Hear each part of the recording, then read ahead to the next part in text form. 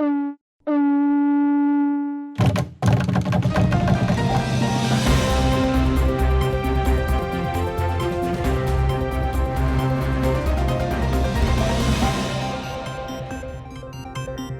headlines: Pacific leaders have converged in Tonga for the 53rd Pacific Island Forum Leaders Meeting. The Tina River Hydro Power Project access road is scheduled to be completed by September this year. And Makiraulawa Province Premier says his government's policy is geared towards transitioning to a federal or state government system. Hello, you're watching SIBC's TV News Bulletin. I'm Sharon Nanau. Pacific leaders have converged in Tonga for the 53rd Pacific Island Forum Leaders Meeting. The talks are focused on pressing regional issues such as climate change and self-determination. Andrea Mahanua filed this story from Tonga. Pacific leaders have converged in Tonga for the 53rd Pacific Islands Forum Leaders Meeting, PIFLM 53, this week. Discussions definitely took off on a shaky start with the 6.8 magnitude earthquake, combined with heavy showers across the capital of Nuku'alofa. Leaders' discussions were focused on pressing issues affecting the region. SIBC TV met with Minister for Foreign Affairs and External Trade, Honourable Peter Chanel Angovaka, who shared some insight into the meetings. Some of the issues that we discussed were climate change.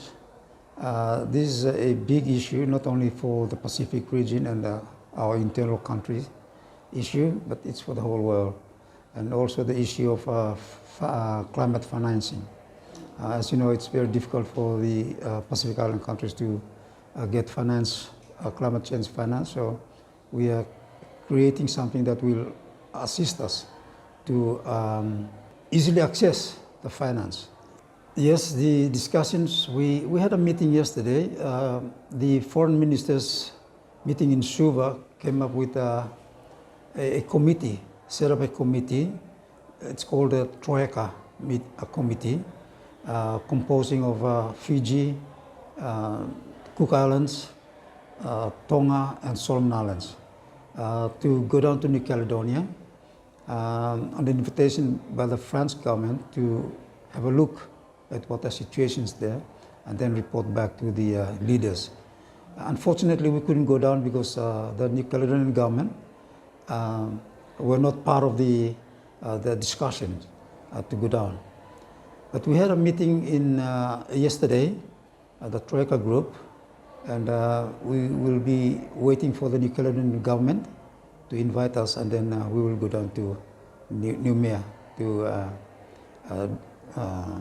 do our research and findings. Angovaka also highlighted the Pacific Policing Initiative that was previously raised in the Foreign Ministers meeting in Suva, Fiji. The Pacific Police Initiative is an initiative that was raised through the Foreign Ministers meeting in Suva. It is an idea that came from the police commissioners, something that in our view, in particularly Solomon Islands view, we think it should should go through our domestic processes, and that means that for Solomon Islands we still have we are yet to review our national security strategy, and that's one of the processes, and also it has to go through cabinet before we can have it in the forum meetings. Aside from official meetings, a variety of side events, such as the Pacific People's Forum, are also rolling, bringing together civil society and non-governmental organizations from the region and Solomon Islands. SIBC TV understands Prime Minister Jeremiah Manele will be joining the leaders' retreat in Vava'u tomorrow. The PIFLM 53 will conclude on Friday. This is Andrea Mahanua for SIBC TV. The Tina River Hydro Power Project access road is scheduled to be completed by September this year. Project manager Pradeep Verma told the Public Accounts Committee the access road is now 80% complete. Mr. Verma says construction work on the Tina River Hydro Power Dam and tunnel should start in February 2025 if the access road work is completed this year. So the progress on the access road, which is about 20 kilometers from Black Post Road all the way to the dam site and to the power station, the access roads are now nearly 80% complete. 80% complete. And now they have started on component 1, which is the dam site and the power station. So at the dam site, they have already started excavating to create a diversion. So once they do the diversion, they can start building the dam. The access road will be completed by September, except the access road 1, which is the final road between Black Post Road and Marawa village. That road will be done later on and handed over to MMERE at the end of the project. But the access road to the dam and to the powerhouse will be essentially complete so that the dam construction and the tunnel construction can commence early next year. But this year they will make adequate preparation for starting the foundation work on the dam, and they will make adequate preparation to order the tunnel boring machine, and the tunnel boring machine will be brought to the country in March next year, and they expect to start boring the tunnel next year. Mr. Verma explains the Tina River Hydro Power Project has 4 components to it and is mainly funded through grant. So Tina Hydro has got 4 components. Component 1 is the plant, which is the dam, the tunnel, the powerhouse, instrumentation and switchgear at Tina River. And component 2 is the access road. Component 3 is the transmission line, which is being done by Solomon Power. And component 4 is the project office under the Ministry of Mines, Energy and Rural Electrification. SIBC News understands the Tina River Hydro Power Project is expected to be completed in 2028. Makira Ulawa Province Premier says his government's policy is geared towards transitioning to a federal or state government system. Alex Dadamu reports.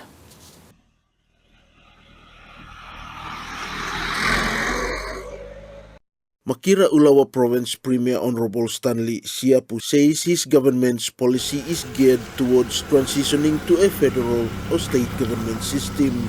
In an interview recently with Sibc TV, Honorable Siapu pointed out that the province must first establish essential facilities, infrastructure and highly qualified human resources before it can consider pursuing statehood.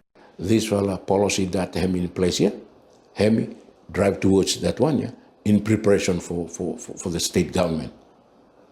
But we have to be organized to ensure that all the facilities or the infrastructure in place, manpower or highly qualified, and we have those numbers in place, plus other important areas where we support him that move towards state government. Just to sit down, no more than you will say that, you be like a state government, like what has been happening come here. No. We have to have things in place before we talk about the state government. Honorable Siapu adds that these critical areas of development must be in place to support the move towards a state government system. Going into statehood is not just a matter of paperwork or just saying, no, I be like a state government. You have to do something in order that you prepare for state government. Yeah? You have to have tangible things in place, like you have to have infrastructure in place, like the wharf, like airports, good roads, wharves around the province. You have to have, if possible, got him now at the international airport, if that is possible, or an international seaport. And the government of the day is interested to pursue that. I'm clearly outlined law policy, number 2, and having institutions like senior secondary schools, having technical colleges, having maybe universities, colleges that cover a lot of areas. You have to have those places. Then you have to have a bigger hospital like the one we are having here. This one hospital, yeah, since the 1940s or 50s come it, yeah. So those are things that we have to have in place so that preparation for state government, you may have a plus other sectors inside law province below you, and the people will have to be understanding in terms of going to school. Everyone knows got a good education, have that opportunity, so that the literacy rate is higher. Makira Ulawa province, with a population of more than 51,500 people, is situated at the far eastern side of Guadalcanal province. Makira province includes the mainland, Ulawa, Ugi, Santa Ana, and Santa Catalina Islands. Alex Dadamu for Sibc TV. Deputy Prime Minister Honourable Bradley Tovusia has reiterated the government's commitment in addressing women issues in the country. Elise Kukutu with more.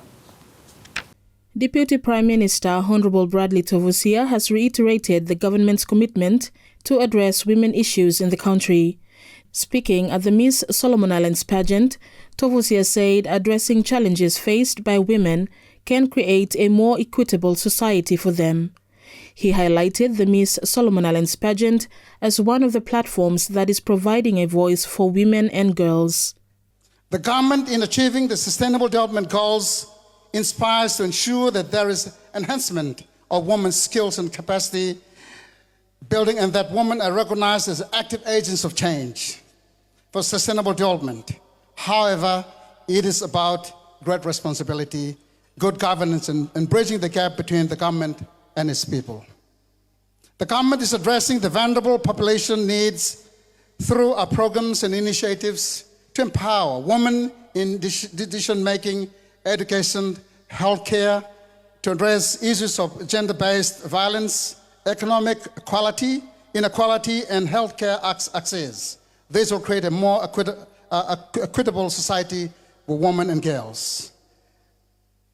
This Miss Solomon Islands pageant platform is an excellent avenue whereby voices of the vulnerable and the humble yet hardworking mothers, professional women leaders, our young emerging women leaders, and the young girls whose future depends on the decisions made today and are heard. When more women are empowered economically, economies grow. When more women are presented in the highest levels of decision-making, the country prospers. For Sibc TV, I'm Eliza Kukutu. 9 staff from the Correctional Service of Solomon Islands, CSSI, yesterday received the Early Management Development Program EMDP diplomas under the EMDP Diploma Training. Elise Kukutu with more. 9 staff from the Correctional Service of Solomon Islands, CSSI, yesterday received the Early Management Development Program EMDP diplomas under the EMDP Diploma Training. Queensland Corrective Services QCS Chief Superintendent Alan Butler, in his remarks at the ceremony, says the relationship between CSSI and QCS recognizes the role they respectively play in protecting the citizens of both countries. In 23 days' time, it will be 6 years since the first MOU between Queensland Corrective Services and the Correctional Service Solomon Islands was signed on the 19th of September 2018. Today, it is very important to us in Queensland Corrective Services to acknowledge again Permanent Secretary Karen Gallicoli and Commissioner Farrell, who signed our current MOU on the 20th of April 2023 for a 4-year period. The training to be delivered this week to diploma participants, the Intel Awareness Foundations program, and information on probation and parole, we trust will be beneficial to the service. I would also congratulate the officers receiving their diplomas today. In conclusion, while separated by thousands of kilometres, the partnership between Queensland Corrective Services and the Correctional Service Solomon Islands recognises our common purpose, our shared purpose, being to protect the safety of our respective communities and to strive to rehabilitate persons who come into our custody and supervision. On behalf of myself and the other members of QCS today present, I would again thank you for your participation in the MOU and my best wishes to all persons on parade for your service to the Solomon Islands. Graduate Julie Mabulo says the training will help her in her work as it is tailored according to correctional service setting. Training, yeah, I'm more of a management training, yeah, but this one I'm tailored for suiting na correctional setting, yeah. So yes, you can get management training from other learning institutions and also, but this one, yeah, I'm more tailored for correctional services, but then it can also be useful to other areas of management, whether you in the organization or moving forward. New career path. So, and the other thing I would say about this training, hem not just training where you go normal, then you like attend them class normal, yeah? Class sessions and normal. You go for 1 week, Queensland Corrective Service, QCS, then you do mokata training there, you come back, that training and by you come, then you apply inside our work setting. For me, personally, me so fortunate to be part of the team to QCS. Like for an example, it really helps in terms of management, especially in correctional setting. I'm very improve our skills, especially on how we can manage both the government asset, the human resources, I should say the top levels, yeah. So it really help us in our skills and improve our knowledge on how now by you set them all these things follow concept law Solomon Islands. Like the other colleague him said that hem got archives. Now I have a project as well where I'm really need in the correctional center in Rove.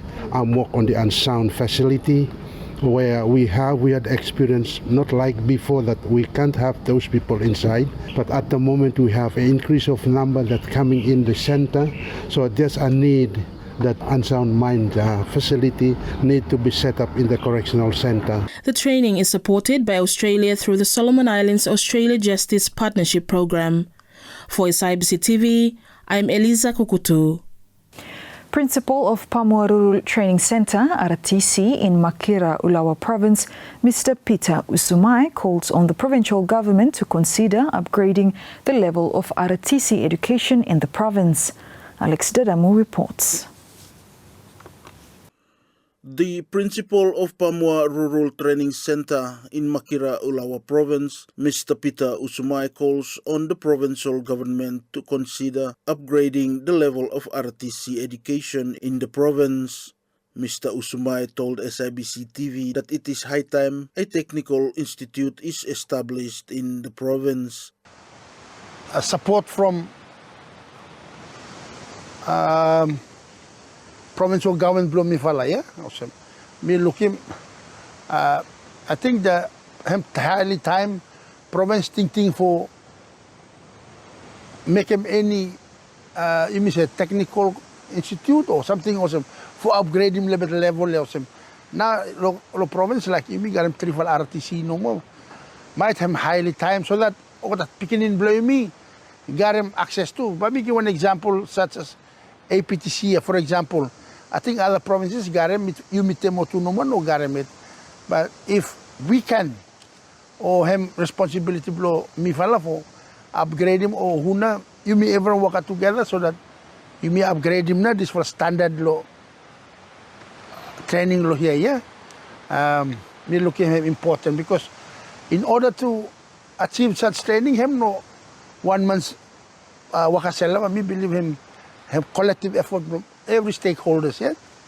But I think Kolna province have highly time, maybe about a factor him inside law, this one policy below kata, but him good to much for look strong law this fala thinking, yeah, so that beginning blame lo makira too got him access for got him quality education or quality skills training where me look for, yeah. And me believe if province of choosing anyone lumifal RTC, maybe Stavenberg, Nawate or Pamua, for upgrade him, that would be very good, man, having consult with our authorities. Meanwhile, Premier Stanley Siapu pointed out that with the new Education Act, his government will relook into how they can assist and support education in the province. Education, especially with the new academic come up here, we by try as much as possible to ensure that we are familiar with them what now the National Ministry of Education, and we got them with them that will act here, so that we can really look at how best we can support and assist in implementing that act, so that himself strengthen him now. Education office and education Blayumi law province here, because currently education Blayumi and Barawa down here. It has been seriously affected by the epidemic blow COVID here. Time COVID here, you may start for recover low. You may should be settling down to get back to getting our children back to school. More, you may say, pas we get me come up. Then time you may say for recover or 2024 for get back to normalcy or schooling blood beginning, you may say, national election here come in. So empower affected. Yeah? So when teachers don't turn up to teach, when teachers go late to school, when teachers go on prolonged leave, or they take a few days off every fortnight to come to Kirikira for doing banking, empower affecting what beginning. There are around 3 rural training center RTC in Makira, Ulawa province. The RTCs are responsible to provide necessary life skills and knowledge to enable youths in the province to become self-reliant and self-employed. Alex Dadamu for Sibc TV. Chairman of the Public Accounts Committee, Honorable Gordon Darcy-Lilo, calls on the government to reopen its closed airstrips across the country. Honorable Lilo made the call during the 2024 Supplementary Appropriation Bill Committee stage hearing in Parliament recently. He said it is concerning to see government move $5 million from the Ministry of Communication and Aviation budget for airstrips development across the Solomon Islands. The committee was informed about the situation at the airport, where government is really thinking to open them up airstrips to help commercial expansion along aviation, in particular the private sector, Solomon Islands. Yeah? It would be good that you may open up more airstrips. That's the way that Baba himself opening up business below Solomon Islands. Yeah? So we need to work very hard to open him up with the new airstrips now inside the country. Look, point number we also me a little bit concerned with him, and then we will share with the situation of aviation too.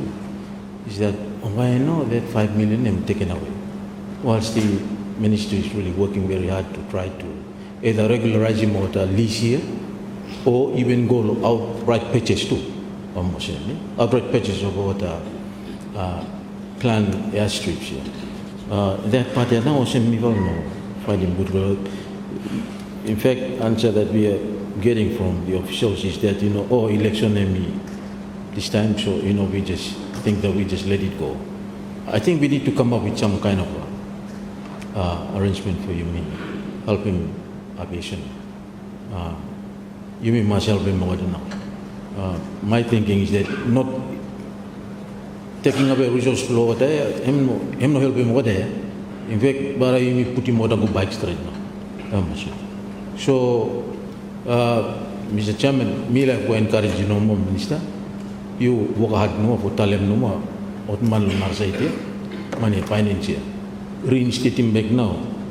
5 million and make him go ahead and then sort him out now.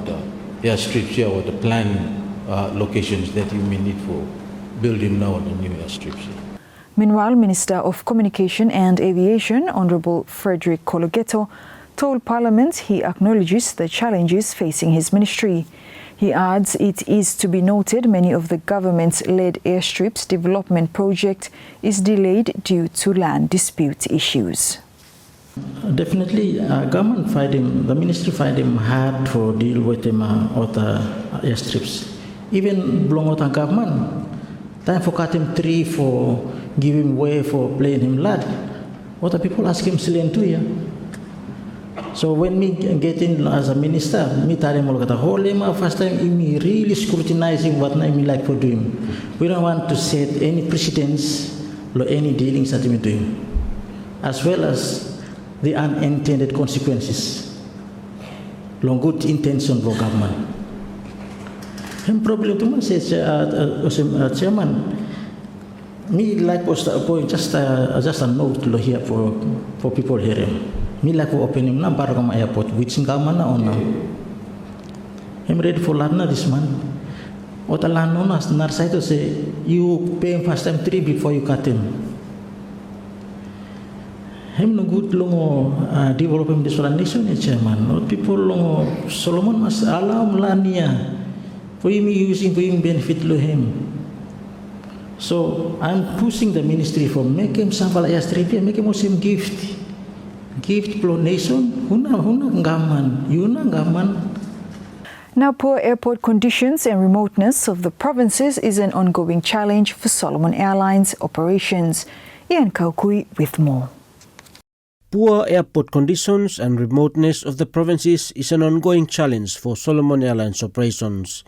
Chief Executive Officer Sin Teo, during his presentation at the National Aviation Symposium, said despite ongoing efforts to tackle the issues, the national air carriers is losing money on the operation front due to these two factors.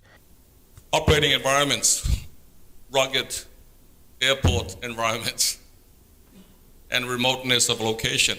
That is the reality of it. We have so many aerodromes from the Second World War that we could actually utilize. And some is just a runway strip. Grass is overgrown. It's coral. And we do have the wonderful programs we now have with the assistance of all our stakeholders for the World Bank and also from our partners such as China in terms of improving aerodromes, which is very, very good. But also at the same time, we still have the challenges when we look at our geographical. So many of our airports are located in remote, rugged areas, and recently, if you look at the actual airplanes that Solomon Airlines using right now, is not the right airplane that fits the purpose of our operations. The type of turboprop airplanes that we currently operate at the moment is averaging at about 40 to 43 years old, aging airplanes. And these aircrafts were basically built specifically for the areas of operations in Canada whereby they will fly from one valley to the next, and it's basically 20 minutes to 30 minutes, and they can carry full load. For here in the Solomon Islands, once the airplane flies out of Honiara to start flying towards our furthermost destination, we've already lost money. And that's the reality of it. We are carrying more fuel than we are actually carrying payload because it's only built for these things for short hops.